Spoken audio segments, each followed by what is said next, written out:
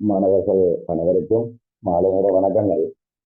இறுதியாக தேர்ச்சி 1 நிறைவுக்கு கொண்டு வந்திருக்கிறோம். இன்றைக்கு நாங்கள் தேர்ச்சி 2 ஆரம்பிக்க போறோம். தேர்ச்சி 2 பொறுத்த வரைக்கும் பார்த்தீங்கன்னு சொல்லி சொன்னா பிள்ளைகள் MCQல அதிகளவான கேள்வி வார பகுதி தேர்ச்சி 2.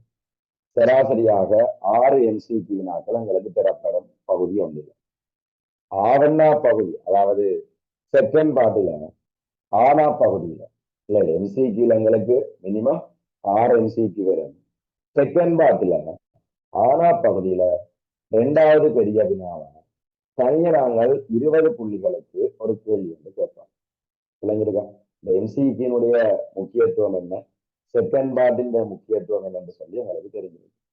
இந்த 2வது பாடத்தை நாங்கள் பிரதானமாக 4 பகுதிகளாக பிரித்து படித்துக்கிறோம். நாங்கள் ஒன்று கேள்வி கோட்பாடு, நிரம்பல் கோட்பாடு, நிகழ்ச்சி கோட்பாடு, சந்தை சமநிலைக்கான ஒரு அறிமுகம் என்று சொல்லி 4 பகுதிகளாக பிரித்து படித்துக்கிறோம். நாங்கள் இன்றைக்கு நாங்கள் முதலாவதா கேள்வி கோட்பாட்டை பற்றியதா படிக்கணும்.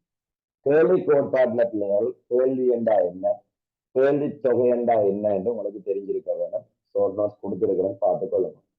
அதே மாதிரி கேள்வியில செல்வாக்கு செலுத்துகின்ற காரணிகள் என்னென்ன, கேள்வி விதி என்றா என்ன, கேள்வி விதிக்கான காரணங்கள் என்னென்ன, கேள்வி விதியை 3 முறையில விளக்கலாம். கேள்வி அட்டவணை, கேள்வி கோடு, கேள்வி சமன்பாடு. இதுல உங்களுக்கு கேள்வி சமன்பாடு உருவாக்குற ஆற்றல் இருக்க வேணும். QD சமன் ஏசையடிக்கு அதெல்லாம் மிகவும் அடிப்படையான பகுதி படிச்சிருப்பீங்க. அது தவிர கேள்வி தொகை மாற்றம், கேள்வி மாற்றம் என்று சொல்லி ஒரு பகுதி படிச்சிருக்கீங்க. அதே மாதிரி இறுதியாக புறநிலை கேள்வி என்று சொல்லி ஒரு விடயம் படிச்சிருந்தீங்க. இவ்வளவுதான் இந்த கேள்வி கோட்பாட்டினுடைய அவுட்லைன்.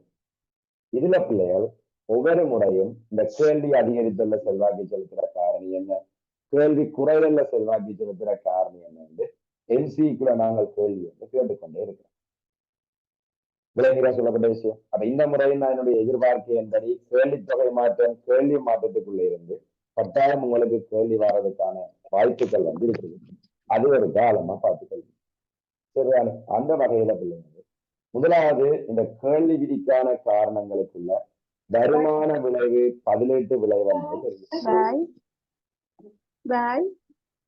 பிள்ளைகள் விரைக மியூட் பண்ணி கொண்டு வாங்க. பிள்ளைகள் வளர்ந்த பிள்ளைகள் விரைக்குள்ள தமிழ் சொல்லி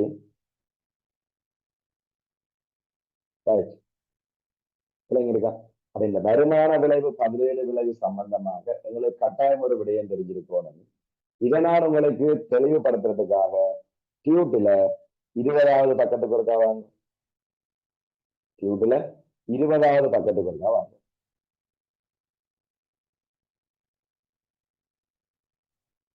இந்த 20வது பக்கத்துல பாத்தீங்கன்னா பிள்ளைகள் வருமான விளைவுன்னு சொல்லி கொடுக்கப்பட்டிருக்கு. பொதுவா நாங்கள் கேள்வி விதிக்கான காரணத்துல வருமான விளைவு, பதிலீட்டு விளைவுன்னு சொல்லி நாங்கள் படிக்கிறது சாதாரண பண்டத்துக்குரியது. வருமான விளைவு, பதிலீட்டு விளைவுன்னு சொல்லி படிக்கிறது எந்த பண்டத்துக்கு? சாதாரண பண்டத்துக்குரியது. அது எங்களுக்கு தெரியாது. சாதாரண பண்டத்தை வச்சுக்கொண்டு வருமான விளைவும் பதிலீட்டு விளைவும் படிச்சிருக்கிறோம். விளைவுகளும் இது ஒரு பண்டத்தினுடைய விலை, இது நுகர்வோனுக்கு கிடைக்கிற பண வருமானம். விளங்கிருக்கா? இங்கால மெய் வருமானம், ரியல் இன்கம் என்றதுக்காக RI என்ற குறியீடு போடுறாங்க. அங்கால கேள்வி தொகை. இது கேள்வி விதிக்கான காரணங்கள்ல ஒன்றுதான் பிள்ளைகள் இந்த வருமான விளைவு. கேள்வி விதியை விளக்குகின்ற போது குறித்த பொருளின் விலை மாறும், ஏனைய காரணிகள் மாறாது. ஆகவே வருமானமும் மாறாது. இந்த நுகர்வோனுக்கு கிடைக்கிற வருமானம் 500 ரூபாய். இந்த நுகர்வோனுக்கு கிடைக்கிற வருமானம் எவ்வளவு? 500 ரூபாய். ஒரு பொருள் 50 ரூபாய் விலை என்று சொல்லி சொன்னால் இவருடைய மெய் வருமானம், கொள்வனவு சக்தி எவ்வளவு? 10 அலகு. ஆகவே இவருடைய கேள்வி தொகையும் 10. இப்ப இந்த பண்டத்தின் விலை 50ல இருந்து 100 வரைக்க 500 ரூபாய் வருமானம் மாற இல்லை. ஆகவே இவருடைய மெய் வருமானம் 5, கேள்வி தொகையும் 5. அப்ப வருமான விளைவு என்ன சொல்லுது? ஏனையவைகள் மாறாத நிலையில பண்டம் ஒன்றின் விலையில் மாற்றம் ஏற்படும் போது மெய் வருமானத்தில் ஏற்படுற மாற்றத்தின் காரணமா கேள்வி தொகையில் ஏற்படுற மாற்றத்தை சொல்றதுக்கு தான் வருமான விலை வந்து பேரச்சிருக்கிறோம். குறித்த பண்டத்தின் விலை 50 ரூபாயில இருந்து 100 ரூபாவாக அதிகரிக்க மெய் வருமானம் 10 அலைகள்ல இருந்து 5 அலைகளாக குறையுது. இதால கேள்வி தொகையும் 10ல இருந்து 5 குறையுது. இந்த இடத்துல விளங்கிக் கொள்ளுங்க பிள்ளைங்க, விலைக்கும் மெய் வருமானத்துக்கும் இடையில் எதிரான தொடர்பு. இதாலதான் விலைக்கும் கேள்வி தொகைக்கும் இடையில் எதிரான தொடர்பு. ஆனால் இந்த பண்டத்தின் மெய் வருமானம் குறைகிறபடியாத்தானே கேள்வி தொகையும் குறையுது. அப்ப மெய் வருமானத்துக்கும் கேள்வி தொகை மாற்றத்துக்கும் இடையில நேரான தொடர்பு. ஏன் மெய் வருமானம் குறையேற்ற கேள்வி தொகை குறையுது. இதால பிள்ளைகள் நாங்கள் சொல்றாங்க, சாதாரண பண்டத்துக்கு வருமான விளைவு நேர்கணியம். வருமான விளைவு நேர்கணியம். பண்டங்கள் நாங்கள் 3 படிக்கிறோம். சாதாரண பண்டம், இழிவு பண்டம், சிவன் பண்டம். சாதாரண பண்டத்துக்கு மட்டும்தான் வருமான விளைவு நேர்கணியம். வருமான விளைவு நேர்கணியம். அதே மாதிரி பதிலீட்டு விளைவென்ற ஒன்று எங்களுக்கு விளங்கி இருக்க வேண்டும். பதிலீட்டு விலையெல்லாம் விளங்கப்படுத்துறதுக்கு இன்னும் ஒரு அட்டவணை என்று போட்டுக்கொள்றேன். இது பதிலீட்டு பொருளினுடைய விலை, இது குறித்த பொருளினுடைய விலை PX, இது சார்பு விலை ரிலேட்டிவ் பிரைஸ் என்பதற்காக சார்பு விலை. அங்கால பதிலீட்டு பண்டத்தினுடைய கேள்வி விளங்கிருக்கா? இது பதிலீட்டு பண்டத்தினுடைய கேள்வி. இங்கால குறித்த பண்டத்தினுடைய கேள்வித்தொகை. இங்கேயும் பதிலீட்டு பொருளின் விலை மாறாது. பதிலீட்டு பணத்தின விலை என்ன செய்யாது? மாறாது. இந்த இடத்துல இருக்கா கன்சிடர் பண்ணுவாங்க. பதிலீட்டு பண்டத்தை கோப்பி என்று சொல்லி, குறித்த பண்டத்தை தேயிலை என்று சொல்லி இங்க இருக்கும். பதிலீட்டு பண்டம் கோப்பி, குறித்த பண்டம் தேயிலை. இந்த இடத்துல கோப்பி தேயிலை செண்டுந்தையின் விலை ஆரம்பத்துல 1000 ரூபாய் விற்கிறது கருதுங்க பார்ப்போம். கோப்பியும் 1 கிலோ 1000 தான், தேயிலையும் 1 கிலோ 1000 தான். இந்த இடத்துல பிள்ளைகள் கோப்பி பதிலீட்டு பண்டத்தின் விலை மாறையில இப்பவும் அதே 1000 ரூபாய் தான். ஆனால் கோப்பியினுடைய விலை கோப்பியின் விலை மாறையில, தேயிலையினுடைய விலை 1000 ரூபாயில இருந்து 500 ரூபாவாக குறைஞ்சிச்சு. தேயிலை என்றதானே குறித்த பண்டம். குறித்த பண்டத்தின் விலை என்ன செஞ்சிட்டு குறைஞ்சிட்டு, குறித்த பண்டத்தின் விலை குறைஞ்சிச்சு, தேயிலை என்ற விலை குறைஞ்சிச்சு. சார்பு விலை என்பது ஒரு பண்டத்தின் விலையும் இன்னும் ஒரு பண்டத்தின் விலையும் ஒப்பிடுறது. பாருங்க, கோப்பியினுடைய விலை 1000, தேயிலையினுடைய விலை 500. அப்ப எப்பவுமே இந்த ஒப்பிட்டு நாங்கள் விலை கொடுக்கிறது குறித்த பண்டத்தில இருக்க வேண்டும். பதிலீட்டு பண்டத்தோட ஒப்படைக்க தேயிலை குறித்த பண்டத்தினுடைய விலை குறைவா இருக்கா இல்லையா? அப்ப குறித்த பொருளின் விலை குறைந்தால் குறித்த பண்டத்தினுடைய சார்பு விலை குறைவாக இருக்கும். இதால நுகர்வோர் என்ன செய்வான்? பதிலீட்டு பொருள்ல வாங்குறத குறைச்சிட்டு குறித்த பொருள்ல வாங்குறத அதிகரிக்கும். அப்ப இந்த இடத்துல விலை, குறித்த பொருளின் விலைக்கும் சார்பு விலைக்கும் இடையில என்ன தொடர்பு? விலை குறைஞ்சா சார்பு விலை குறை, பதிலீட்டு பண்டத்தின் விலை குறை, நேரான தொடர்பு. சிம்பிளா ஞாபகம் வச்சிருக்கலாம். பதிலீட்டு பொருளின் விலை மாறாது, குறித்த பொருளின் விலை குறைஞ்சா எல்லாமே குறையும், கேள்வித்தொகை மக்கள் கூட. இங்கு எங்களுக்கு பிள்ளைகள் தொடர்பு எதை வச்சு பார்க்கிறோம் என்று சொல்லி சொன்னால், சார்பு விலைக்கும் குறித்த பண்டத்தினுடைய கேள்வித்தொகைக்கும் இடையில என்ன தொடர்பு? சார்பு விலை குறைக்க குறித்த பண்டத்தின் கேள்வித்தொகை கூடுது, ஆகவே எதிரான தொடர்பு. பாருங்க, சார்பு விலை குறைய குறித்த பண்டத்தின் கேள்வித்தொகை கூடுது, குறைக்க கூடுது, எதிரான தொடர்பு. இதால்தான் நாங்க சொல்லிக் கொள்ளலாம், சாதாரண பண்டத்தினுடைய பதிலீட்டு விளைவு எதிர்கணியம். பதிலீட்டு விளைவு என்பது பிள்ளைகள் எந்த பண்டத்தை எடுத்துக்கொண்டாலும் பதிலீடு இருக்கு. சாதாரண பண்டம் என்பது தரமான பொருள். தரமான பொருளுக்கு பாருங்க, தரமான தேயிலைக்கு தரமான கோப்பி பதிலீடு.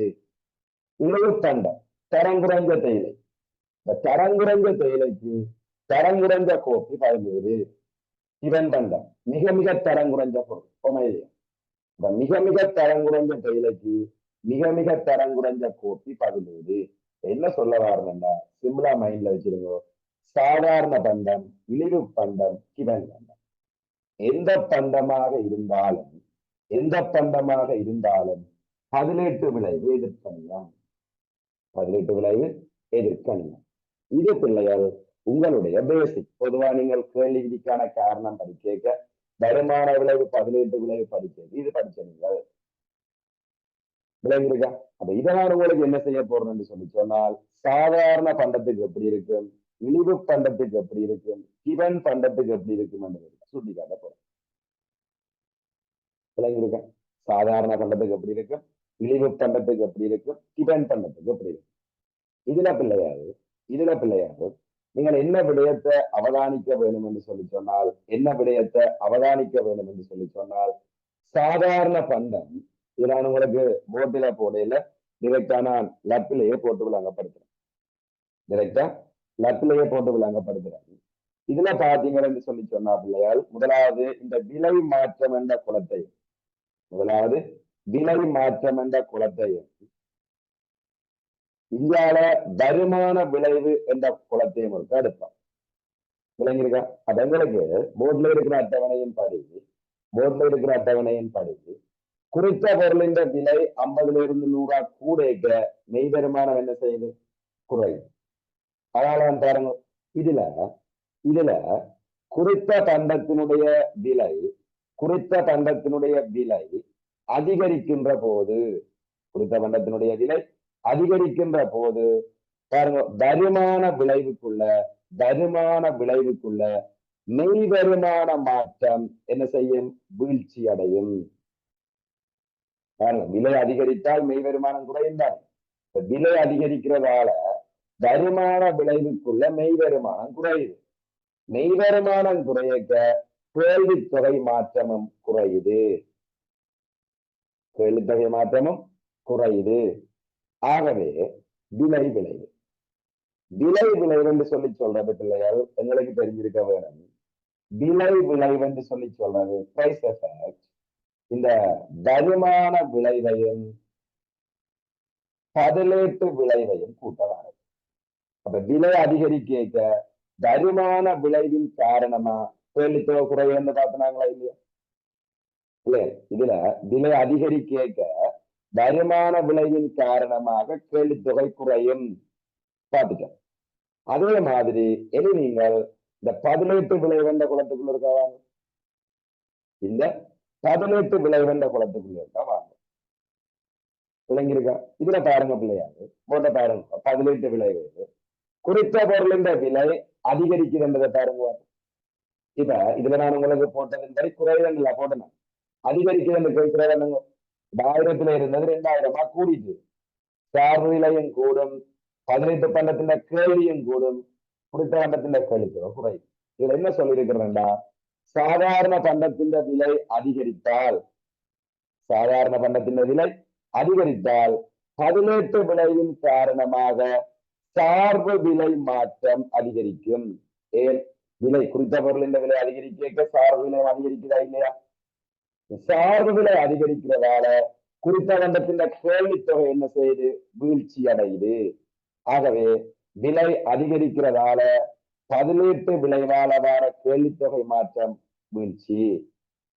அப்ப இதுல நீங்கள் பாத்தீங்கன்னு என்று சொல்லி சொன்னா பிள்ளையார் உங்களுக்கு என்ன தெரியணும் என்று சொல்லி சொன்னால் சாதாரண பண்டத்தில விலை அதிகரிக்கின்ற போது பதிலீட்டு விளைவின் காரணமாகவும் கேள்வித்தொகை குறையுது, வருமான விளைவின் காரணமாகவும் கேள்வித்தொகை குறையுது. ஆகவே விலை விளைவின் காரணமாக கேள்வித்தொகை குறையும். விலை விளைவு என்பது வருமான விளைவையும் பதிலீட்டு விளைவையும் கூட்டவானது. விளங்கிருக்க. வருமான விளைவு நடக்குது, விலை கூடினா கேள்வித்தொகை குறையுது, பதிலீட்டு விளைவின் காரணமாகவும் விலை கூடினா கேள்வித்தொகை குறையுது. ஆகவே இறுதியா விலை விளைவு சொல்லுது விலை அதிகரித்தால் கேள்வித்தொகை குறையும். அப்ப எங்களுக்கு தெரியும் வருமான விளைவும் பதிலீட்டு விளைவும் 100% பொருந்துறது சாதாரண பண்டத்துக்கு. அப்ப இதுல எங்களுக்கு எந்த விதமான குழப்பம் இல்லைத்தான், இல்லை. போர்டுல இருக்கிற தகவல் உங்களுக்கு ஏதாவது தேவையாக இருந்தால் விரைவாக நோட் பண்ணிக்கொள்ளும் அளிக்க போறோம். போர்ட்ல இருக்கிற தகவல் உங்களுக்கு ஏதாவது தேவையாக இருந்தால் விரைவாக இருக்கா நோட் பண்ணுங்க அளிக்க போறோம்.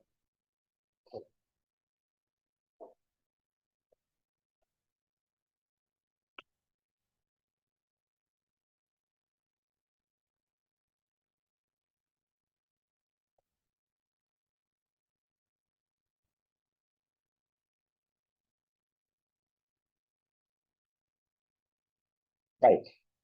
இதுல இருக்கா அடிச்சு கொள்றேன். இதுல பிள்ளைகள் உங்களுக்கு விளங்கணும். நான் வருமான விலை இந்த அட்டவணை குறைக்க சொன்னான் சாதாரண பந்தத்துக்கு மட்டும்தான் பொருந்தும், நேரான தொடர்பு என்று சொல்லி. பதிலீட்டு விளைவு எல்லாத்துக்குமே இல்லை. சோ பதிலீட்டு விளைவு இந்த அட்டவணையை அழிக்கல, நான் வருமான விளைவுக்குரிய அட்டவணையை மட்டும் அழிக்கிறேன். சாதாரண பண்டம் பார்த்துட்டோம் இல்ல, இனி நாங்கள் கிவன் பண்டத்துக்குள்ள வருவோம். என்ன பண்டம்? கிவன் பண்டத்துக்கு ஒருக்கா வருவோம். இல்லையாது கிவன் பண்டத்துக்கும் பதிலீட்டு விளைவு இருக்கிறீங்க தான். கிவன் பண்டத்துக்கும் பதிலீட்டு விளைவு இருக்கிறீங்க தான். ஆனா வருமான விளைவு சாதாரண பண்டத்துக்கு நேர்கணியம் என்று சொல்லிட்டு கிவன் பொருளுக்கு வருமான விளைவும் எதிர்கணியம். அவதானிச்சீங்கள் என்று சொல்லி சொன்னால் இது நுகர்வோடு கிடைக்கிற வருமானம், இது கிவன் பண்டத்தினுடைய விலை, கிவன் பண்டத்தினுடைய மெய் வருமானம், கிவன் பண்டத்தினுடைய கேள்வித்தொகை. கிவன் பண்டம் என்பது மிக மிக தரம் குறைந்த பொருள். ஆகவே மிகவும் வருமானம் குறைந்தவன் தான் இந்த பண்டத்தை வாங்குவான். வெங்கையும் குறித்த பொருள் இந்த விலையால் மாறும், ஏனைய காரணி மாறாது. ஆகவே வருமானம் மாறாது. கிவன் பண்டத்தை வாங்குற நுகர்வோன்ற வருமானம் 100 ரூபாய். இந்த பண்டத்தின் விலை 20 ரூபாவா இருக்குது. அப்ப 100 ரூபாய் கொண்டு 20 ரூபாய் விற்கிற விலையில 5 அலகுகளை வாங்கலாம். மெய் வருமானம் 5, கேள்வித்தொகை 5. இப்ப இந்த பண்டத்தின் விலை 20 ரூபாயில இருந்து 10 ரூபாவாக குறையுது. ஏண்டா கிவன் பண்டத்தின் விலை என்ன செஞ்சிட்டது? குறைஞ்சிச்சு. அப்ப இதை 100 ரூபாய் காசு இருக்குண்டா 10 ரூபாய் விற்கிற பொருள்ல 10 அலகுகளை வாங்கலாம். ஆகவே மெய் வருமானம் கூடியிருக்கு. இந்த இடத்துல நீங்கள் விளங்கணும். இந்த முதலாவது அலகுல நாங்கள் 5 அலகு என்று சொல்லி போட்டிருந்தாங்களா இல்லையா? இந்த இடத்துல நீங்கள் விளங்கிக் கொள்ளுங்க பிள்ளையால், இந்த வறிய நுகர்வோனுக்கு இந்த குறித்த கிவன் பொருள் ஒரு நாளைக்கு கட்டாயம் 5 அலகு வேணும்.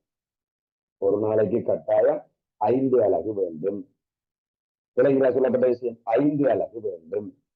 ஆகவே இப்ப இவரால 10 அலகுகளை வாங்க முடியுது. இதுக்காக இவர் 10 அலகை வாங்குவாரான்னு சொல்லி கேட்டால் இல்ல. ஏன்? இது கிவன் பொருள் அல்ல, மிக மிக தரம் குறைஞ்ச பொருள் அல்ல. மிக மிக தரம் குறைஞ்ச பொருள்ல அதிக அளவு வேண்டி வச்சிருக்கிறதுக்கு விரும்ப மாட்டார். இந்த நுகர்வோர் என்ன செய்வாருன்னா 5 விட குறைந்த அளவு தொகையைத்தான் வாங்குவார். உதாரணத்துக்கு 3 வரும். பாருங்க, 10 ரூபாய் விற்கிற பொருள்ல 3 அலகை வாங்கினா இவருக்கு எவ்வளவு செலவு? 30 ரூபாய் செலவு. மிச்சம் 70 ரூபாய் காசு இவர்கிட்ட மிஞ்சும்.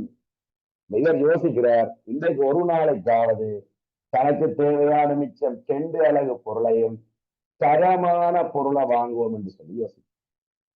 உங்களுக்கு என்ன தெரியணும் என்றால், கிவன் பொருளின் விலை வீழ்ச்சி அடையேற்க மெய் வருமானம் 5 10 கூடினாலும் கேள்வித்தொகை 5 3 குறைஞ்சிருக்கு. ஏன்?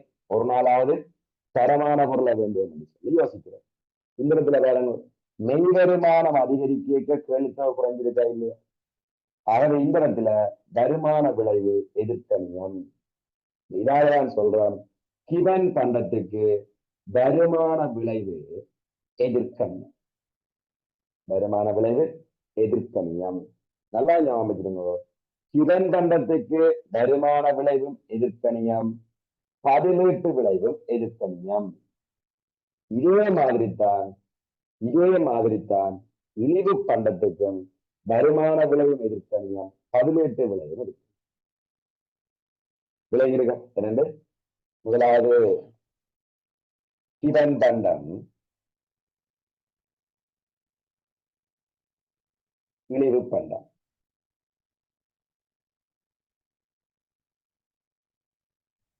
விலை விளைவென்று சொல்லி காண்பது, விலை விளைவென்று சொல்லி சொல்றது வருமான விளைவையும் பதிலீட்டு விளைவையும் கூட்டவார்கள்.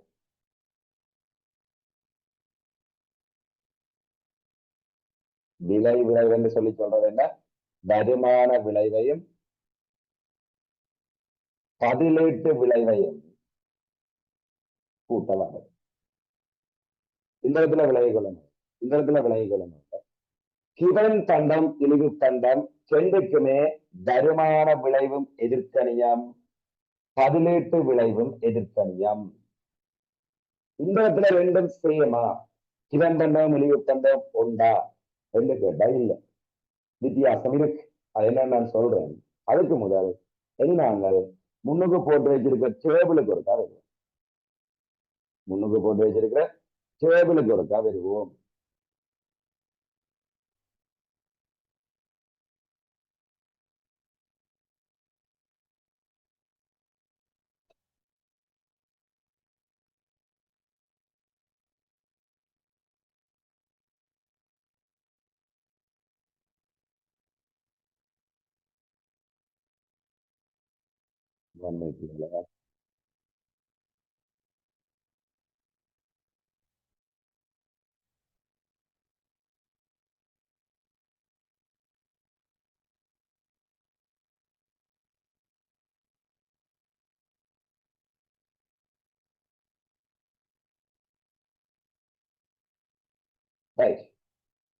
விளங்கியிருக்கா?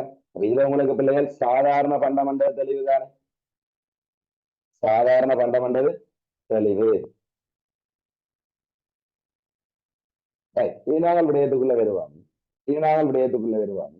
ஒருக்கா 21வது கட்டத்துல பாருங்க, கிவன் தண்டம் என்று சொல்லி ஒரு டேபிள் ஒன்று கொடுத்து காட்டியிருக்கிறேன். விளங்கியிருக்கா? கிவன் தண்டம் என்று சொல்லி ஒரு டேபிள் ஒன்று கொடுத்து காட்டியிருக்கிறேன். இந்த கிவன் தண்டத்துல பிள்ளையால் முதலாவது நீங்கள் இந்த விலை வீழ்ச்சி என்றதை ஒரு அவதானிப்போம். முதலாவது என்ன செய்வோம்? விலை வீழ்ச்சி என்றதை ஒரு அவதானிப்போம். விளங்கியிருக்க?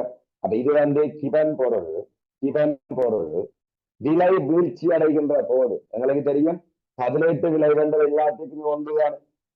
அந்த விலை வீழ்ச்சி அடைந்தால் சார்பு விலை மாற்றம் காரணமாக என்ன செய்யும்? சார்பு விலையும் வீழ்ச்சி அடையும். அப்ப குறித்த பொருளின், அதாவது குறித்த கிவன் பொருளின் விலை வீழ்ச்சி அடையும் போது சார்பு விலையும் வீழ்ச்சி அடையும். போட்ட பாருங்க, சார்பு விலை வீழ்ச்சி அடைய குறித்த பண்டத்தின் கேள்வித்தொகை என்ன செய்து? அதிகரிக்குது. குறித்த பண்டத்தின் கேள்வித்தொகை என்ன செய்து? அதிகரிக்குது. விளங்குற இந்த இடத்துல நீங்கள் பார்க்கணும், இந்த இடத்துல கேள்வித்தொகை அதிகரிப்பு இருக்குது, விலை விளைவுக்குள்ள வீழ்ச்சி இருக்கு. ஏன் அப்படி வந்தேன்னு நான் சொல்றேன். அப்ப இதுல உங்களுக்கு பதிலீட்டு விளைவு என்றது தெளிவுதானே. கிவன் தண்டத்தின் விலை வீழ்ச்சி அடையக்க சார்பு விலை குறையுது, கேள்வித்தொகை கூடுது. அதே மாதிரி அடுத்தது வருமான விளைவுக்குள்ள வாங்க. வருமான விளைவுக்குள்ள பாருங்க, விலை 20ல இருந்து 10 குறைஞ்சதா இல்லையா?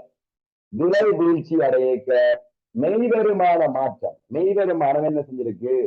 அதிகரிச்சிருக்கு. மெய் வருமானம் என்ன செஞ்சிருக்கு? அதிகரிச்சிருக்குது.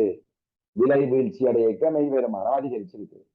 மெய் வருமானம் அதிகரிச்சாலும் இந்த கிரம்பண்டத்தை வாங்குற வர்க்க நுகர்வோன் தரமான பொருளை வாங்குறதுக்காக கேள்வித்தொகையை குறைக்கிறான். கேள்வித்தொகையை குறைக்கிறான். அப்ப இதுல எங்களுக்கு என்ன குழப்பம் என்று சொல்லி சொன்னால், என்ன குழப்பம் என்றால் எல்லா வாத்திமாரும் பிள்ளைகள் இப்படித்தான் என்று சொல்லி தெரியணும் ஏன் என்று சொல்றது இல்லை. இப்ப கிவன் பொருளின் விலை குறைவு என்று சொல்லிட்டோம். கிவன் பண்டத்தின் விலை குறைவு என்று சொல்லிட்டோம்.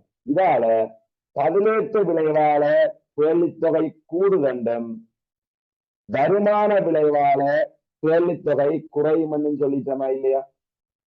இப்போ உங்களுக்கு எல்லாம் ஒரு டவுட் என்னன்னு சொல்லி சொன்னால், விலை குறையக்க பதிலீட்டு விளைவு சொல்லுது கேள்வித்தொகை கூடுமண்டு, வருமான விளைவு சொல்லுது கேள்வித்தொகை குறையுமண்டு. இறுதி முடிவு என்ன?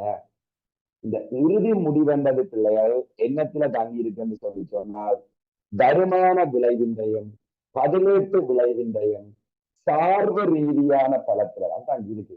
அதாவது பொருளியலாளர்கள் என்ன சொல்லினோம்னா, கிவன் தண்டத்துக்கு வருமான விளைவின் தாக்கத்தை விட பதிலீட்டு விளைவின் தாக்கம் குறைவா இருக்கும்.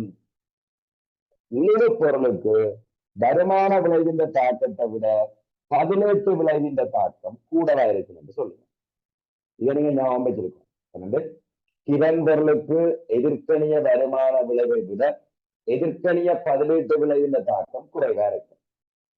ஈடு பொருளுக்கு எதிர்க்கணிய வருமான விளைவை விட எதிர்க்கணிய பதிலீட்டு விளைவின் தாக்கம் அதிகம்.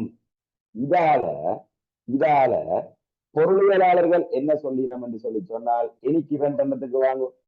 கிவன் தண்டத்தின் விலை வீழ்ச்சி அடையக்க பாருங்க, போட்டிருக்கா பாருங்க, ரைட் போட்ட கிவன் தண்டத்துக்கு வருமான விளைவின் தாக்கம் அதிகமா, பதிலீட்டு விளைவின் தாக்கம் அதிகமா? பாருங்க, வருமான விளைவின் தாக்கம் தானே அதிகம். ஆகவே இந்த பதிலீட்டு விளைவால கேள்வித்தொகை மாறுறதை பார்க்க வேணுமோ, வருமான விளைவால கேள்வித்தொகை மாறுறதை பார்க்க வேணுமோன்னு சொல்லி கேட்டால் எது அதிக அளவு சப்போர்ட் பண்ணுதோ அதைத்தான் இறுதி முடிவா எடுக்கும்.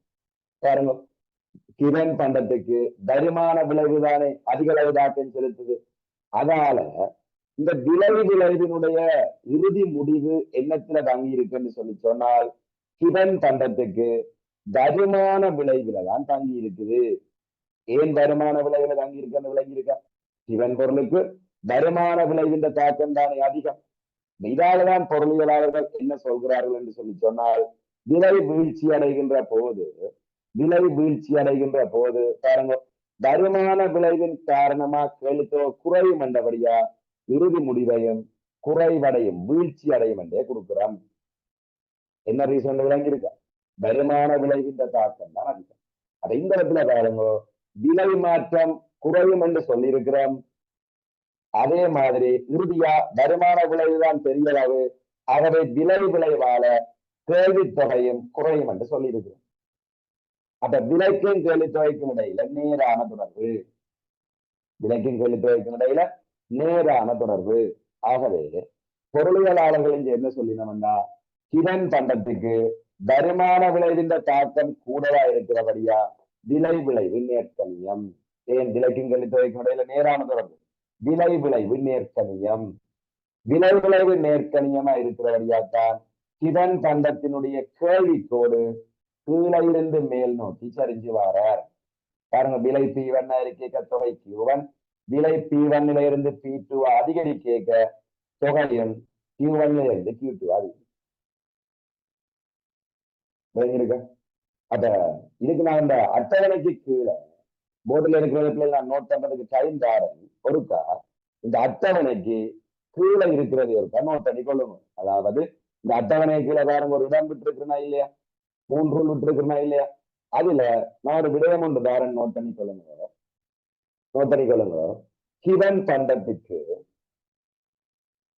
கிவன் பண்டத்துக்கு எதிர்கணிய வருமான விளைவை விட எதிர்கணிய வருமான விளைவை விட எதிர்கணிய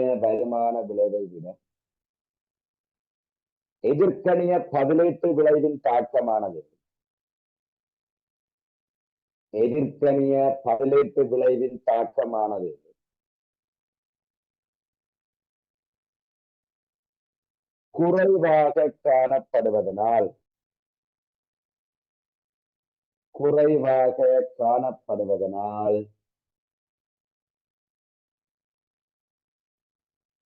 குறைவாக காணப்படுவதனால் விளைவு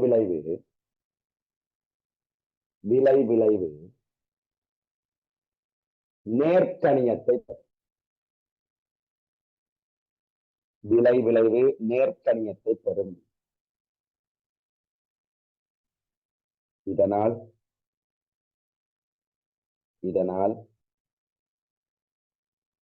விலைக்கும் கேள்வித்தொகைக்கும் இடையில்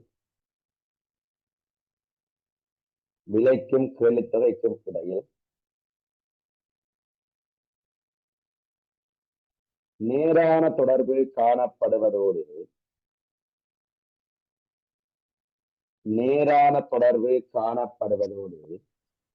சார் கொஞ்சம் முதல்ல இருந்து சொல்லணுமா சார்? கிவன்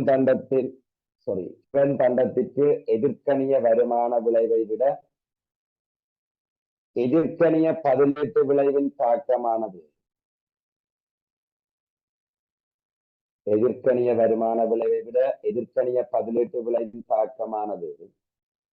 குறைவாக காணப்படுவதனால்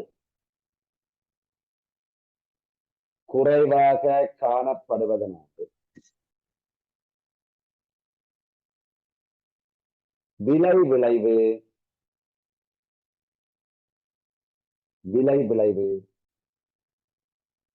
நேர்கணியமாக காணப்படும். நேர்கணியமாக காணப்படும். இதனால்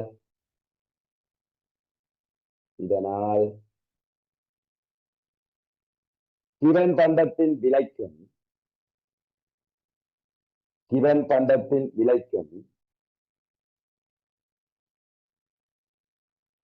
கேள்வித்துறைக்கும்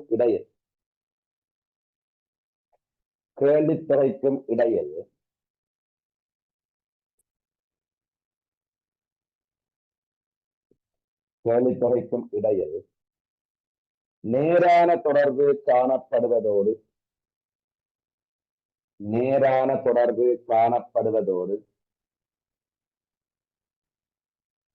கேள்விக்கோடானது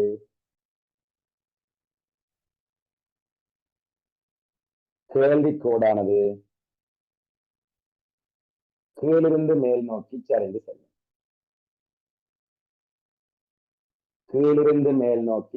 செல்லும்.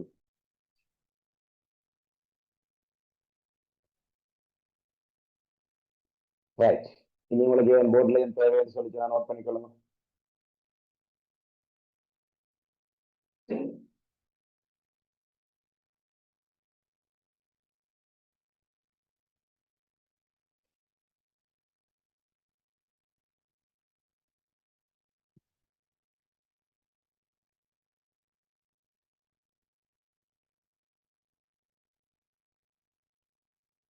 ரைட். ஸ்கிரீன்ல இருக்கிற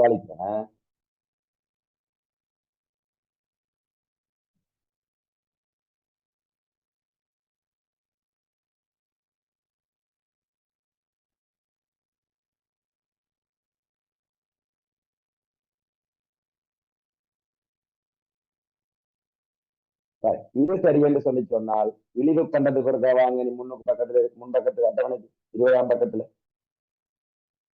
இழிவு பண்டத்துக்கும் பிள்ளையால் உங்களுக்கு தெரியணும். நான் உங்களுக்கு போர்ட்ல ஏற்கனவே சொல்லியிருக்கிறேன். இழிவு பண்டத்தை பார்த்தீங்கள் என்று சொல்லி சொன்னால் இழிவு பண்டத்துக்கும் வருமான விளைவும் எதிர்க்கணியம் தான், பதிலீட்டு விளைவும் எதிர்க்கணியம் தான். ஆனால் இந்த பதிலீட்டு விளைவினுடைய தாக்கம் தான் எப்படி இருக்கும்? அதிகமாக இருக்கும்.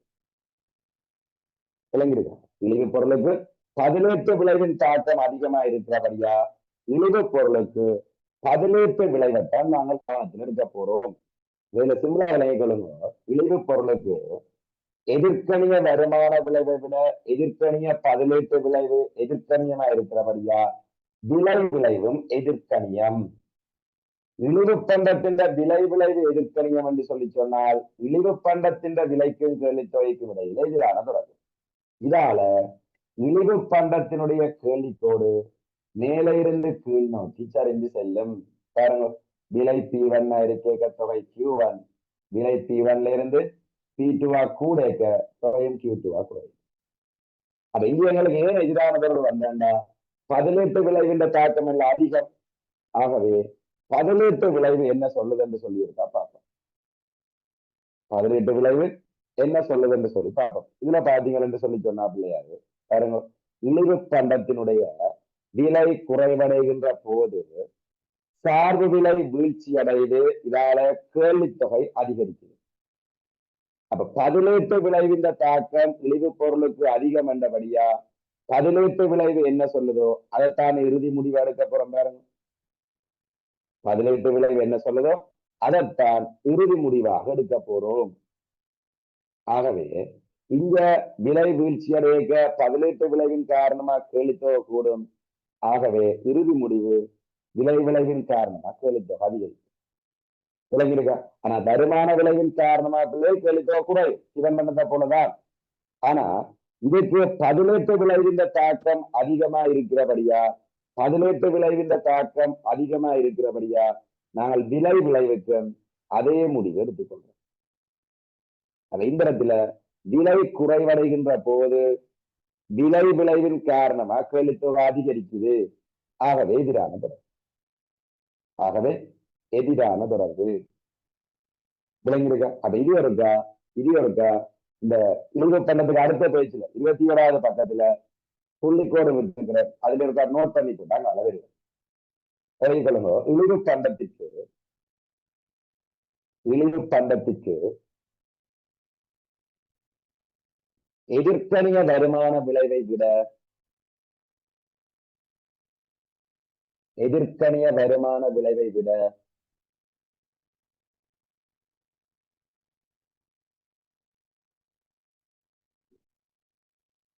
எதிர்க்கணிய பதிலீட்டு விளைவின் தாக்கமானது எதிர்க்கணிய வருமான விளைவை விட எதிர்க்கணிய பதிலீட்டு விளைவின் தாக்கமானது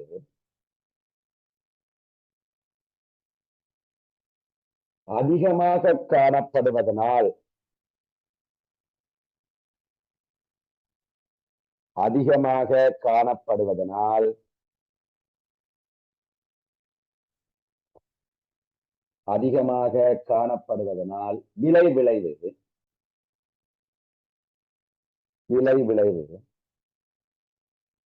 எதிர்க்கணியத்தை பெறும்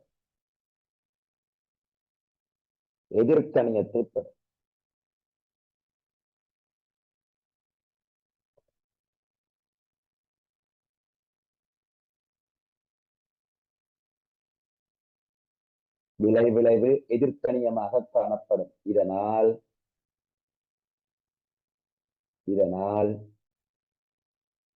இழிவு பண்டத்தின் விலைக்கும்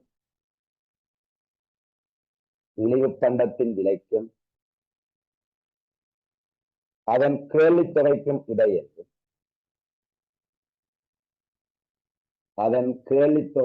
இடையில்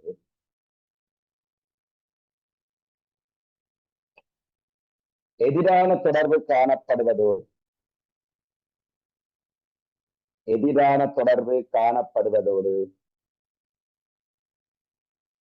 கேள்விக்கோடானது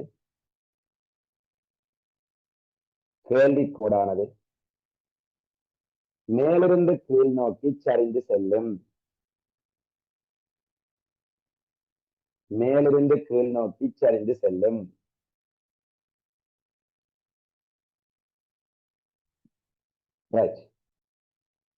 ஸ்கிரீன்ல இருக்கிற அழிக்க போறேன். இது நோட் பண்ணிருக்கா? ஸ்கிரீன்ல இல்ல தானே?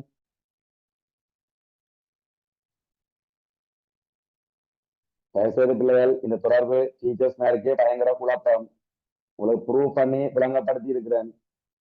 விளங்கிருக்கா? அடுத்த அந்நிய பேப்பர்ல இது ஒரு கேள்வியா வந்து கொண்டிருக்கு.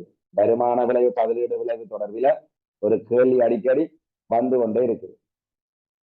விளங்கிருக்கா? உங்களுக்கு போர்ட்ல ஏதாவது தேவை என்று சொல்லிச்சுன்னா நோட் பண்ணிக்கொள்ளுங்க. போர்ட்ல இருக்கிறது ஏதாவது தேவை என்று சொல்லிச்சுன்னா விரைவா நோட் பண்ணிக்கொள்ளுங்க, அல்லது ஸ்கிரீன்ஷாட் எடுத்து கொள்ளுங்க. புதுசா ஜாயின் பண்ண பிள்ளைகளுக்கு முதலாம் பாடத்தின லிங்க் நான் போடையில இன்றைய கிளாஸ் முடிய முதலாம் பாடத்தின லிங்க் குரூப்ல போட்டு விடுவேன். 24 ஹவர்ஸுக்குள்ள பாருங்க.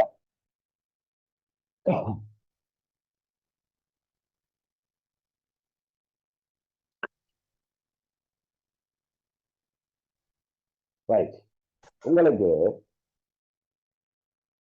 உங்களுக்கு இதுக்குள்ளால இருந்து ஒரு கேள்வி ஒன்று கொடுத்து காட்டியிருக்கிறேன். இதுக்குள்ளால இருந்து உங்களுக்கு கேள்வி ஒன்று கொடுத்து காட்டியிருக்கிறாங்க. ஒருக்கா ஐ திங்க் 17வது எம்சிக்கு நினைக்கிறேன்.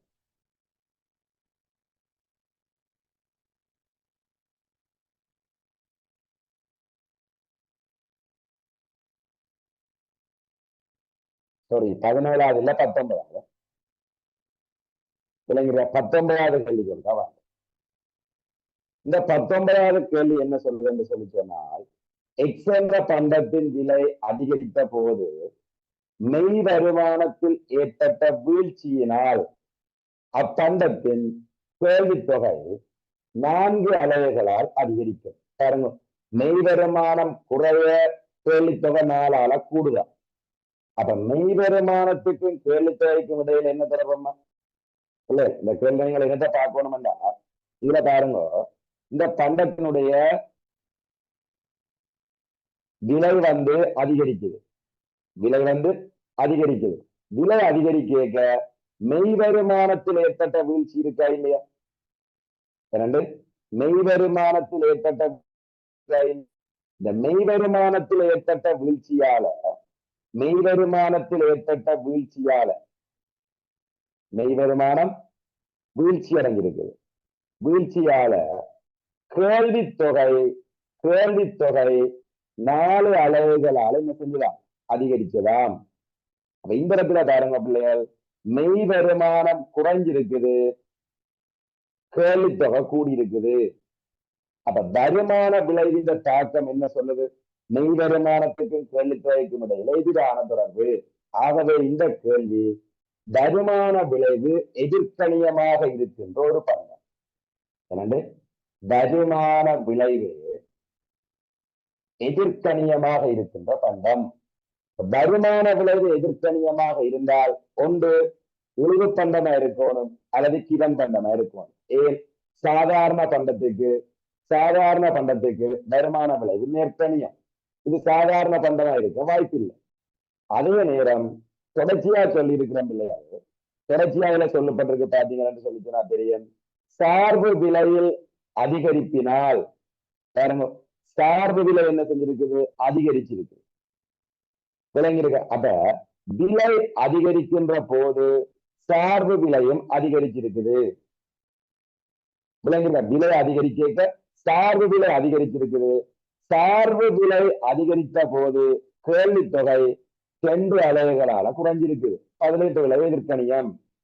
இதுல நாங்கள் என்ன சொல்ல வாரோம் என்று சொல்லி சொன்னால், வருமான விளைவின் தாக்கத்தால கேள்வி தொகை 4 அலகுகளால கூடியிருக்கான். சரி, 4 அலகுகளால கூடியிருக்குது. பாருங்க, வருமான விளைவின் தாக்கத்தால கேள்வி தொகை 4 அலகுகளால கூடியிருக்குது. 18 விளைவின் தாக்கத்தால கேள்வி தொகை 2 அலகுகளால குறைவடைஞ்சிருக்குது. 2 அலகுகளால குறைவடைஞ்சிருக்கு. அப்ப இதுல இருந்து நாங்கள் ஒரு முடிவுக்கு வாரம் இல்லையாது, இதுல இருந்து ஒரு முடிவுக்கு வாரம், வருமான விளைவின் தாக்கம் 4, 18 விளைவின் தாக்கம் 2. இங்க 18 விளைவின் தாக்கத்தை விட வருமான விளைவின் தாக்கம் அதிகம்.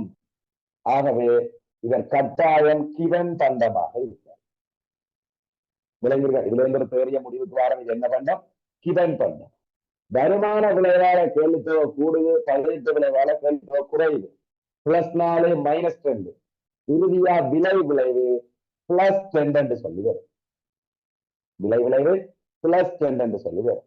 இதுல இருந்து நாங்கள் ஒரு முடிவுக்கு வாரம், இந்த கேள்வி கிவன் பண்டமாக இருக்கும்.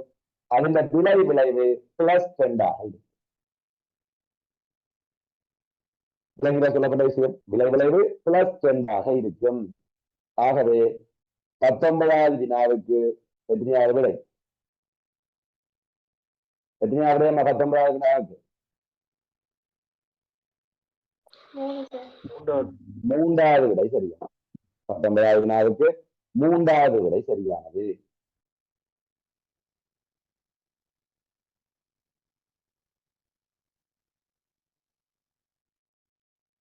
விளங்கிருக்கா? அப்ப இதுல எங்களுக்கு எந்த விதமான குழப்பம் இல்லைத்தான். இது நீங்கள் ஓகே என்று சொல்லி சொன்னால் ஒரு செகண்ட் பாட்டுக்கு ஒரு வாங்க.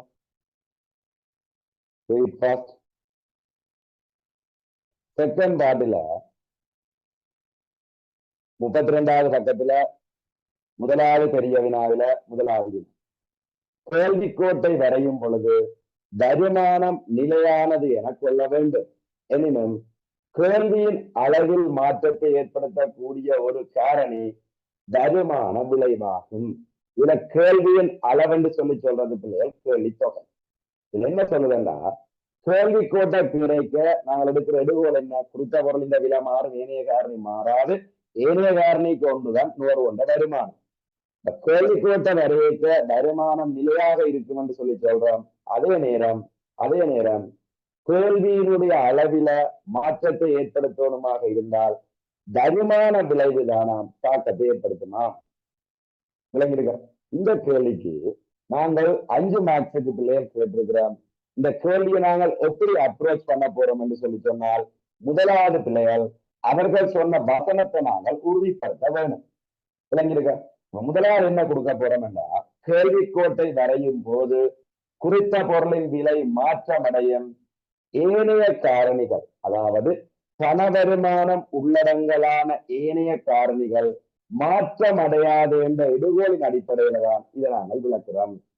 அப்ப இந்த இடத்துல நாங்கள் எடுகோல் என்ற தெளிவற்றி கொண்டால் குறித்த பொருள் இந்த விலையால் மாறும், வருமானம் உள்ளடங்கலான ஏனைய காரணி மாறாது. இந்த எடுகோல நாங்கள் முதலாவதாக குறிப்பிட்டிருந்தால் இதுக்கு ஒரு மார்க்ஸ் வழங்கப்படும். இதுக்கு ஒரு மார்க்ஸ் வழங்கப்படும். இரண்டாவது விடயம் என்னென்று சொல்லி சொன்னால் வருமான விளைவை பற்றி நாங்கள் குறிப்பிட போறோம். விளைவிடுங்க. அதாவது வருமான விளைவு என்று சொல்லி நாங்கள் மென்ஷன் பண்ணியிருக்கிறவரியா, வருமான விளைவு என்ன சொல்லுது? ஏனைய காரணிகள் மாறாத நிலையில பண வருமானம் உள்ளடங்களாக ஏனைய காரணிகள் மாறாம இருக்க குறித்த பொருளின் விலை மாற்றம் அடையும் போது மெய் வருமானத்தில் ஏற்படுற மாற்றத்தால கேள்வித்தொகையில் ஏற்படுற மாற்றத்தை சொல்றதுக்கு தான் என்னது வருமான விளைவு. அப்ப இது நாங்கள் எழுதுறதுக்கு இடையில என்ன கொடுக்கணும்னா, இந்த எடுகோல் நாங்கள் முதலாவதாக கொடுக்க சொல்லி போட்டோம். குறித்த பொருளின் விலை மாறும், ஏனைய காரணி மாறாது. விளங்கிருக்க? ஏனைய காரணி மாறாது. அப்ப குறித்த பொருளின் விலைதான் மாறப்போகுது என்று சொல்லி சொன்னால், குறித்த பொருளின் விலைதான் மாறப்போகுதுன்னா ஒருக்கா தொடர்படுத்துங்க. கேள்வி தொகை மாற்றம் படிச்சீங்களா இல்லையா? கேள்வி தொகை மாற்றம் படிச்சீங்களா இல்லையா? இந்த கேள்வி தொகை மாற்றம் என்ன சொல்லுது? குறித்த பொருளின் விலை தவிர்ந்த ஏனைய காரணிகள் மாறாது. அப்படி விலை தவிர்ந்த ஏனைய காரணிகள் மாறாம இருக்கக்குள்ள குறித்த பொருளின் விலை மாறுறதால் குறித்த பொருளின் விலை மாறும் என்றால் ஒன்று விலை குறையலாம், விலை குறைஞ்சா கேள்வித்தொகை கூடுது, அல்லது விலை கூடலாம். விலை கூடலாம், விலை கூடினால் கேள்வித்தொகை குறையும். அப்ப நான் முதலாவது சொல்லி போட்டோம் இல்லையாது, எடுகோல் சொல்லி போட்டேன். எடுகோலை வச்சுக்கொண்டு சொல்றோம். கேள்வியில பாருங்க, கேள்வியின் அளவுகள் மாற்றத்தை ஏற்படுத்தக்கூடிய காரணி வருமான விளைவு. அதையே நாங்க சொல்ல போறோம். கேள்வியின் அளவுன்றது கேள்வித்தொகை தானே. அப்ப கேள்வித்தொகை எப்ப மாறும்? குறித்த பொருளின் விலை மாற்றம் அடையும் போது. இரண்டாவது, கேள்வித்தொகை மாற்றத்துக்கு வரைவிலக்கணம் கொடுப்போம். விளங்கிருக்கா? கேள்வி தொகை மாற்றத்துக்கு வரைவிலக்கணம் கொடுக்கறதுக்கு ஒரு மார்க்ஸ், கேள்வித்தொகை மாற்றம் புள்ளி அசைவின் மூலம் விளக்கப்படும் என்று சொல்லி எழுதுறதுக்கு ஒரு மார்க்ஸ். 3 மார்க்ஸ் இருக்குது. விளங்கிருக்க? அடுத்த விடயத்துக்குள்ளதான் நாங்கள் பெற போறோம். விலை மாறேக்க கேள்வித்தொகை மாறுது என்று சொல்லி சொன்னால் அதுக்கு 2 காரணம் இருக்குது. ஒன்று வருமான விளைவு, இன்னொன்று பதிலீட்டு. விளங்குங்க? விலை மாறேக்க கேள்வித்தொகை மாறுது, விலை கூடைக்க கேள்வித்தொகை குறையுது, விலை குறையக்க கேள்வித்தொகை கூடுது. இதுக்கு யார் காரணம்? வருமான விளைவும் பதிலீட்டு விளைவும் என்பதை குறிப்பிட்டு சொல்லுவோம் என்று சொல்லிட்டு அதுக்கு அடுத்ததான் வருமான விளைவினுடைய வரைவிலக்கணம் எழுத போறோம். அதுக்கு ஒரு மார்க்ஸ். விளங்கிருக்க? வருமான விளைவினுடைய வரைவிலக்கணம் எழுத போறோம். அதுக்கு ஒரு மார்க்ஸ். வருமான விளைவு என்ற என்ன? ஏனையவைகள் மாறாத நிலையில பண்டம் ஒன்றின் விலையில் மாற்றம் ஏற்படும் போது மெய் வருமானம் மாறுறதால கேள்வித்தொகை மாறும். விளங்கிருக்க? இறுதியா நாங்க சொல்ல போறோம் பிள்ளைகள். ஆகவே முடிவு கொடுக்க போறோம். அப்படி என்ன கேள்வி என்ன சொல்லுது? வருமானம் மாறாது, வருமான விளைவு மாறும். அதை இங்க சொல்ல போறோம். நுகர்வோன் கேள்வித்தொகை மாற்றத்தை விளக்கிக்க நுகர்வோனுக்கு கிடைக்கிற பண வருமானம் மாறாது. ஆனால் வருமான விளைவை விளக்குகின்ற போது நுகர்வோருடைய மெய் வருமானம் மாறும். அப்ப இந்த கேள்வி எதை வச்சு தொடக்கப்பட்டிருக்குன்னு சொல்லி சொன்னால் நுகர்வோருக்கு கிடைக்கிற பண வருமானம் வை என்பதையும் நுகர்வோருடைய மெய் வருமானம் கொள்வனவு சக்தி என்பதையும் தான் தொடர்படுத்தி இந்த கேள்வியை நாங்கள் கேட்டிருக்கிறோம். உங்களுக்கு எழுதுவோம். ஏதாவது டவுட்ஸ் இருந்தால் எழுதி முடிச்சா அப்புறம் பார்த்துக் கொள்வோம்.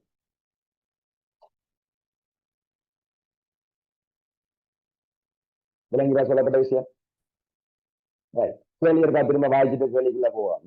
கேள்வி கோட்டை வரையும் போது வருமானம் நிலையானது என கொள்ள வேண்டும். எனினும் கேள்வியின் அளவில் மாற்றத்தை ஏற்படுத்தக்கூடிய காரணி வருமான விளைவாகும். விளக்கு உள்ள எழுதி கொள்ளுங்க. கேள்வி வளைவை வரையும் போது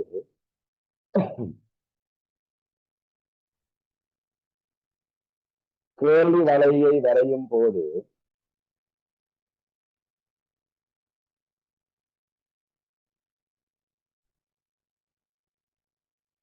வருமானம் உள்ளடங்கலாக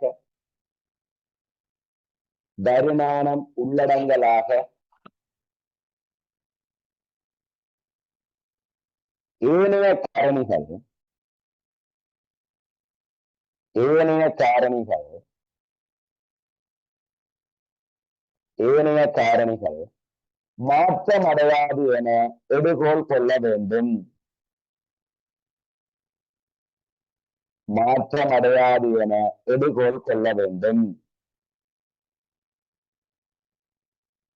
இதுக்கு ஒரு மாற்றம், இதுக்கு ஒரு மாற்றம். அப்ப இதுல கேள்வியின் அளவை மாற்றத்தை ஏற்படுத்தக்கூடிய காரணம் என்பது கேள்வித்தொகை மாற்றம். அடுத்த வந்து அறிவிக்கலுங்க.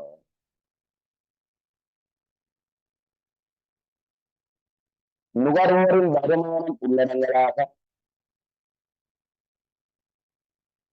நுகர்வோரின் வருமானம் உள்ளடங்கலாக நுகர்வோரின் வருமானம் உள்ளடங்கலாக ஏனைய காரணிகள் மாறாத நிலையில் ஏனைய காரணிகள் மாறாத நிலையில் ஏனைய காரணிகள் மாறாத நிலையில் எடுகோலுக்கு பொருள் விலங்குலேட்டம் சொல்றது சொல்லுங்க.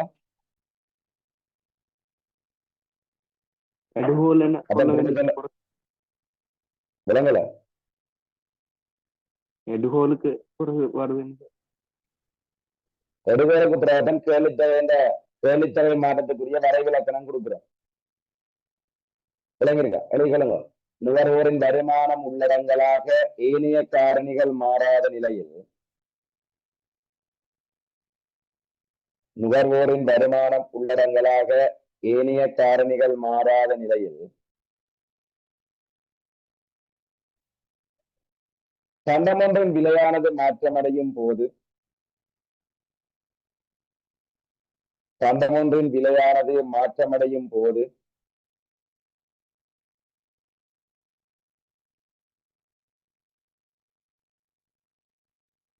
பண்டமொன்றின் விலையானது மாற்றமடையும் போது அதன் கேள்வித்தொகையில் ஏற்படுகின்ற மாற்றத்தை கூறுவது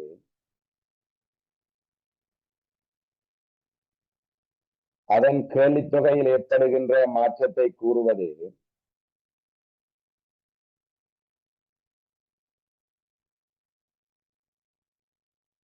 கேள்வித்தொகை மாற்றமாகும். கேள்வித்தொகை மாற்றம் ஆகும்.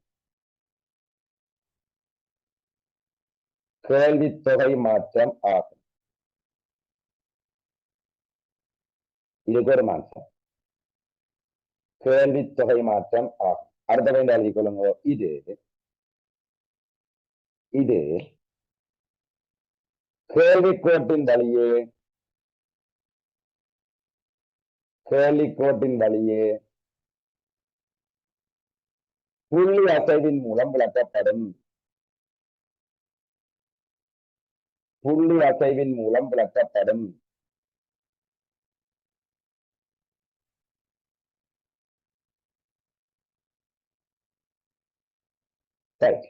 அடுத்த வேண்ட எழுதிக் கொள்ளுங்க. கேள்வித்தொகையானது மாற்றமடைய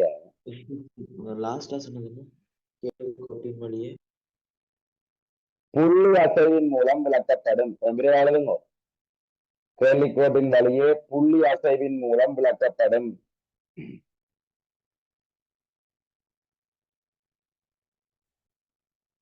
அடுத்த வேண்ட நோட் பண்ணிக்கொள்ளுங்க. கேள்வித்தொகை மாற்றமடைவதில் கேள்வித்தொகை மாற்றமடைவதில்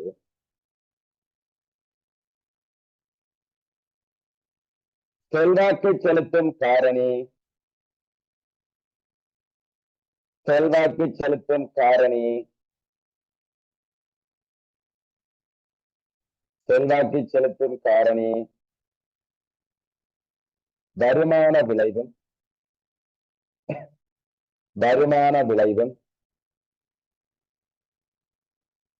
பதிலீட்டு விளைவும் ஆகும். வருமான விளைவும் பதிலீட்டு விளைவும் ஆகும்.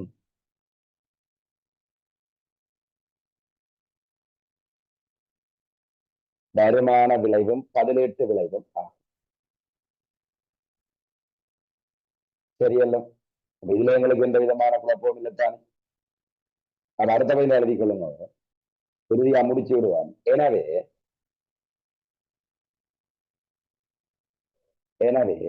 கேள்வி தொகையானது மாற்றம் அடைவதற்கு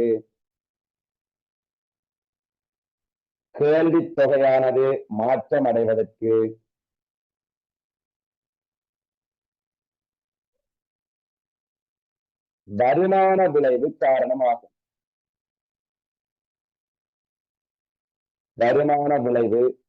காரணமாகும். ஆனால்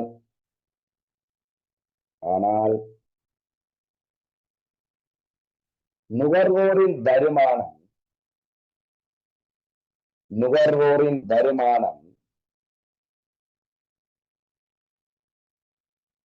மாற்றம் அடைய வேண்டிய அவசியம் இல்லை.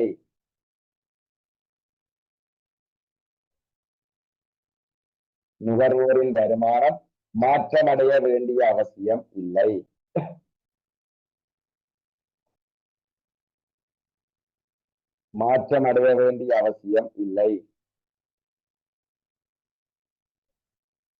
அப்படியே 33வது பக்கத்துல 2வது வினாவுக்கு இருக்காங்க.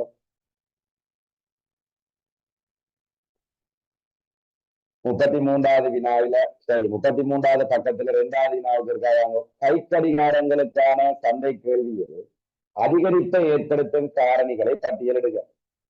கேள்வி அதிகரிக்க வேணும். கேள்வி அதிகரிக்கணும் எங்களுக்கு தெரியணும் இல்லையா? கேள்வி மாற்றத்துல குறித்த பொருளின் விலை வராது, ஏனைய காரணி வரும். அதுல இணைப்பு பொருள் அல்லது நிரப்பு பொருளின் விலை மட்டும் குறையும், ஏனைய காரணிகள் அதிகரிக்கும். விளங்கிடுக. அது எங்களுக்கு தெரியணும். பதிலீட்டு பொருளினுடைய விலை அதிகரித்தால் கேள்வி கூடும், இணைப்பு பொருளினுடைய விலை குறைந்தால் கேள்வி கூடும். வருமானம் அதிகரிக்கணும், சுவை அதிகரிக்கணும், எதிர்காலத்துல விலை அதிகரிக்கும் என்று எதிர்பார்த்தாத்தான் இப்ப வாங்குற அளவு அதிகரித்தோம், நுகர்வோன்ற எண்ணிக்கை அதிகரிக்கும். இல்லையா? இதுல பிள்ளைகள் சந்தை கேள்வியில் அதிகரிப்பை, அப்ப கேள்வியை 2ஆக வகைப்படுத்துறோம். தனிநபர் கேள்வி, சந்தை கேள்வி. சந்தை கேள்வியை மட்டும் தீர்மானிக்கிற காரணி பிள்ளைகள் நுகர்வோன்ற எண்ணிக்கை.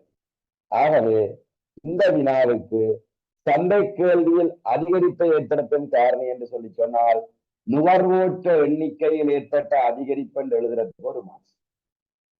இது தவிர வேற ஏதாவது 2 காரணம் வெளியிருந்தால் 2 மார்க்ஸ், மொத்தம் 3 மார்க்ஸ். அப்ப இதுல இன்னொரு குறிப்பு, கை கடிகாரம் என்று சொல்லி இருக்கிறமா இல்லையா? நீங்க நோனலா பதிலீட்டு பொருள் இணைப்பு பொருள் வருமானம் என்று எழுதினா புள்ளி இல்ல.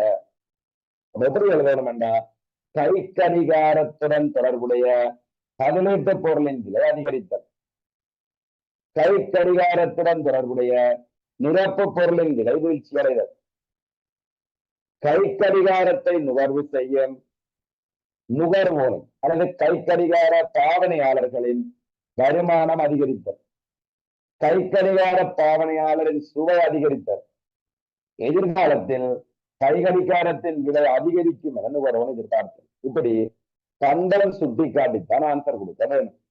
அப்ப இதுல 3 விடயம் எழுதியிருந்தாலே 3 மார்க்ஸ்.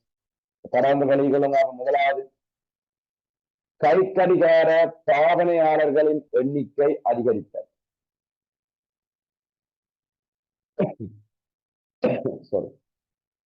கை கடிகார பாவனையாளர்களின் எண்ணிக்கை அதிகரித்தல்.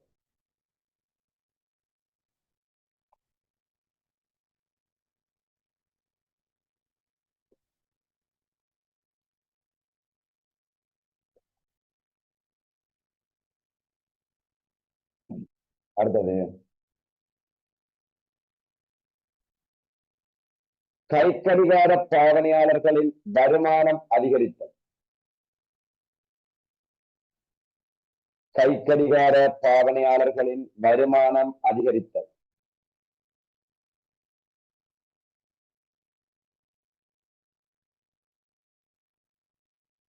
அடுத்தது,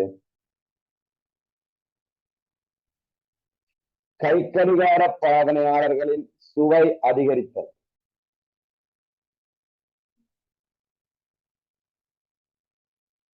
கை கடிகார பாவனையாளர்களின் சுவை அதிகரித்தல்.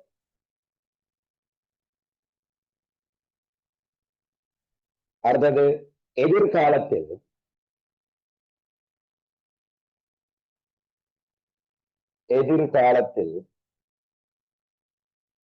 கை கடிகாரத்தின் விலை அதிகரிக்கும் என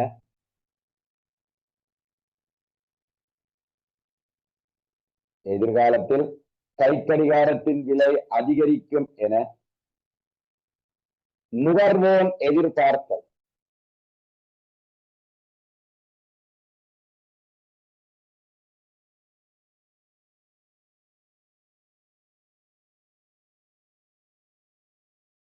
எதிர்காலத்தில் கை கடிகாரத்தின் விலை அதிகரிக்கும் என நுகர்வோன் எதிர்பார்த்தல். இதுல பிள்ளைகள் 3 அழியினாலே 3 மார்க்ஸ். நீங்கள் 18 பொருளும் எழுதலாம். அது இருக்கா பார்த்துக்கொள்ளுங்க. அப்படியே 2வது கேள்வியில முதலாவது கேள்விக்கு இருக்கா வாங்க 4 மார்க்ஸ். சார் ஒரு விஷயம் கேட்கலாம் சார். சார் நிரப்பு பொருள் என்னன்னு கொஞ்சம் சொல்ல முடியுமா? நிரப்பு பொருள் என்று சொல்லி சொல்றத நிரப்பு பொருள் அல்லது இணைப்பு பொருள் என்று சொல்லி சொல்றது ஒரு பொருள்ல இருந்து கிடைக்கிற பயனை அதிகரிக்கிறதுக்காக நுகர்வோர் அந்த பொருளை சேர்த்து வாங்குற பொருட்கள். உதாரணத்துக்கு நாங்கள் தேயிலையை வாங்கி குறித்த பண்டம் நூத்தனப்பு குறித்த பண்டம் தேயிலை என்று சொல்லி நாங்கள் எடுத்துக்கொண்டால் இந்த சந்தையில தேயிலைன்ற விலை கூடிட்டுது, அல்லது சந்தையில தேயிலைன்ற விலை கூடிட்டுது என்றா நாங்கள் தேயிலையில வாங்குற அளவை குறைப்போம். விலை கூடினா வெளித்த குறையும். ஆனால் தேயிலையை நாங்கள் குழந்தை போறதுக்கு தான் பயன்படுத்துறோம். விளங்கிருக்க? இந்த சுதமிக்க தேயிலையை போடுறது எங்களுக்கு சுவை கசப்பு சுவையா இருக்கும். அந்த சுவையை அதிகரிச்சு கொள்றதுக்காக சீனியை பயன்படுத்துறோம். அப்ப இங்க தேயிலையும் சீனியும் தனியா பிளேண்டிக்கு மட்டும்தான் பயன்படுத்தப்படுது. நெடுகும் தேயிலை என்பது குறித்த பண்டம் தேயிலை என்ற விலை அதிகரிச்சுட்டு என்று சொல்லி சொன்னால் நாங்கள் தேயிலை இணைப்பு பண்ணவில்லை. நீங்க இணைப்பு பண்டம் தேயிலையும் சீனியும் பிள்ளை இணைப்பு பொருள். இங்க சீனியினுடைய விலை என்ன செய்யுது என்று சொல்லி சொன்னால் அதிகரிக்குது. சீனியின் விலை கூடுது என்றா நாங்கள் சீனியில வாங்குறத குறைப்போம். சீனியில வாங்குறத குறைக்கிறோம் என்றா சீனியினுடைய பயன்பாடு குறையுது. சீனியினுடைய பயன்பாடு குறைந்தால் தேயிலையினுடைய பயன்பாடும் குறையும். ஏன்? நாங்கள் பிளேண்டி வருவதற்கு மட்டும்தான் பயன்படுத்துறோம். சீனியின் விலை கூடினா சீனியில வாங்குறத குறைப்போம். சீனியின் பயன்பாடு குறையுது, ஆகவே தேயிலைன்ற கேள்வியும் குறையும். இந்த இடத்துல நிரப்பு பொருள் அல்லது இணைப்பு பொருளின் விலைக்கும் குறித்த பொருளின் கேள்விக்கும் இடையில எதிரானது. குறித்த பொருளின் கேள்வி அதிகரிக்கணுமாக இருந்தால் இணைப்பு பண்டத்தின் விலை குறைவடைகிறது.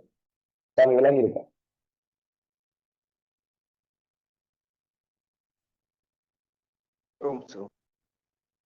இதை நீங்கள் சிம்பிளா பார்க்கணும் என்று சொல்லி சொன்னால் சிம்பிளா உங்களுக்கு நான் டியூட்ல பிள்ளைகள் கவனிக்க என்று சொல்லி கொஞ்சம் விஷயம் கொடுத்திருக்கிறேன்.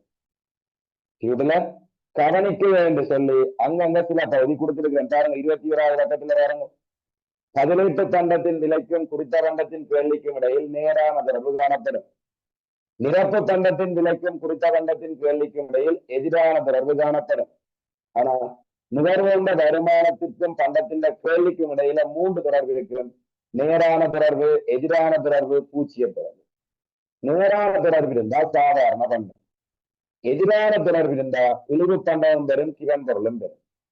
பூச்சிய தொடர்பா இருந்தா மிகவும் அத்தியாவசிய பொருள். உதாரணம் உப்பு. விளங்கிருக்க? அப்ப தொடர்புகள் இருக்கா பார்த்துக்கொள்ளுங்க. அடிக்கடி நாங்கள் எம்சிக்யூல கேட்கிறோம். நாங்கள் பூஜ்ஜிய தொடர்பு என்ன சார்? பூஜ்ஜிய தொடர்பு அந்த அதன் வருமானம் கூடினான குறைஞ்சான நாங்களே வாங்குற அளவை மாற்ற மாட்டோம். பாருங்க, உப்பு இருக்கா இல்லையா? வருமானம் கூடிட்டு வந்த உடனே சோறுல நிறைய உப்பு போட்டு சாப்பிடுறோமா? இல்ல. அல்லது வருமானம் குறைஞ்சிட வேண்டிய உப்பு போடா சாப்பிடுறோமா? இல்ல. விளங்கிருக்க?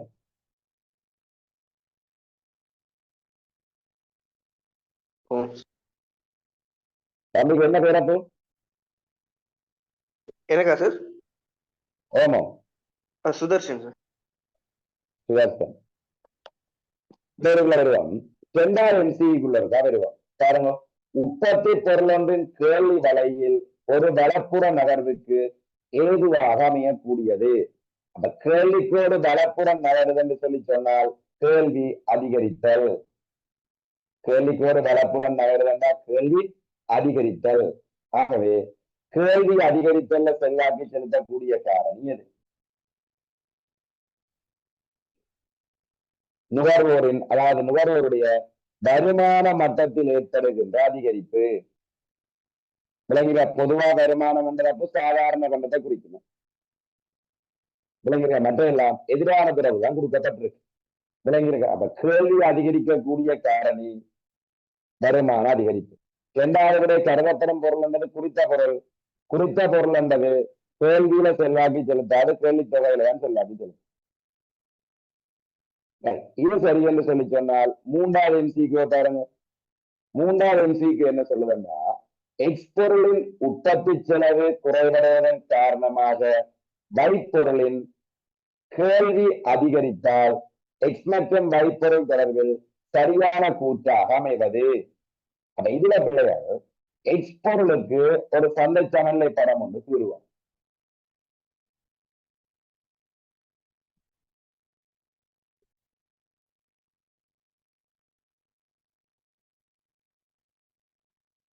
இது எக்ஸ்பண்டத்தின் சமநிலை படம்.